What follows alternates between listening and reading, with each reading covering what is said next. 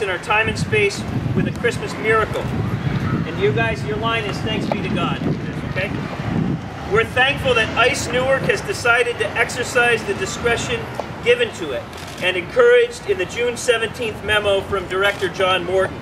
Thanks be to God. We're thankful that ICE Washington has communicated with us clearly and has expressed concern about these families. Thanks be to God.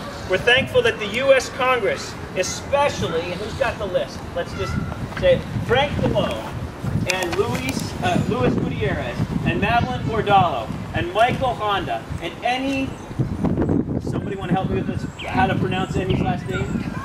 Paleo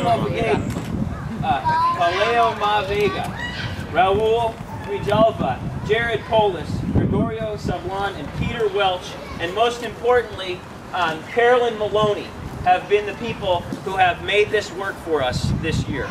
So, and we say, thanks be to God. We're thankful that the White House has even helped us connect to the right people, that justice might come and not be delayed. Thanks be to God. We're thankful that local elected officials of the New Jersey Senate and Assembly have stepped forward to show support. Thanks be to God. We're thankful that media, literally thousands of papers, radio stations, and TV broadcasts around the world have covered this issue since December 4th. Thanks be to God. We're thankful that even the Indonesian embassy paused and came here to ask to hear the whole story, sending a delegation to meet with leaders of this project this week so they can make a report for the President of Indonesia. Thanks be to God. And we're thankful for the interfaith, ecumenical, multi-generational, multi-ethnic, deeply inclusive community of supporters who have come together all around the country, making phone calls to Congress members. Thanks be to God. And we're thankful for the bold Indonesian families who've allowed us to tell their story and draw attention to their lives in ways that none of us want to have this kind of attention drawn to our lives. We're thankful, too, for the bold congregants in this church and in so many faith communities who've joined us to tell the story. Thanks be to God. I want to invite all families who've been spared from deportation this December to raise their hands so we can see who you are. Put your hands up, or if you're holding a sign, hold it up. Harlan, you get your hand up there. Okay, we got 1, 2, we got a bunch of folks here. Get your hands up. Things have gone well. So these folks have all either received stays or know that at the end of January that they'll have to go back.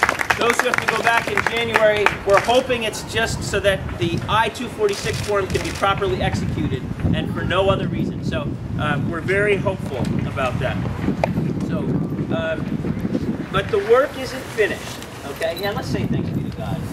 Thanks be to God. The work isn't finished, and just like the Christmas story takes up this much in our biblical text, and then we blast on to hearing about what Herod does to chase down other little children that he's scared of, we know that the work of Christmas is just begun, and that there's much more to do. So now your response is, come quickly, Lord. Okay? H.R. 3590 will die in the Immigration Subcommittee if it's not supported by at least one Republican representative.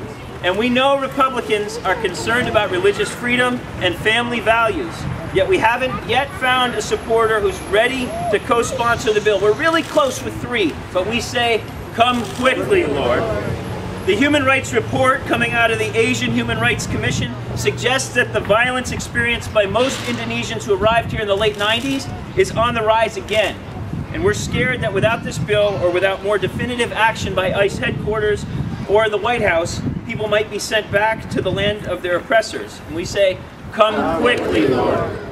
Even by participating in helping to move this bill, local Indonesians in our group have been threatened by communications from a prominent leader that suggests that they'll face 5 years of jail in Indonesia if deported. So we say, come quickly, Lord. And there's one man, and I don't know if Freddie is here today. Is Freddie Pangao here? He's not here. One man, Freddie Pangao, who's been told that ICE will remove him from the country on January 9th. Freddie's been here for a shorter time than everyone else in our group. The bill won't actually serve him, and some of the other things won't serve him, but prosecutorial discretion most certainly should serve him. He's an important part of his community, and he too deserves to stay here. So we say, come quickly, Lord. And I'll be sending email communications about how we can let ICE know how important Freddie is to his community here. There's a prayer to God that Christians use that sum up this combination of thanksgiving and petition. So I want to ask Liz Estes to come forward and lead us in the Lord's Prayer. We're going to use our hands today. So,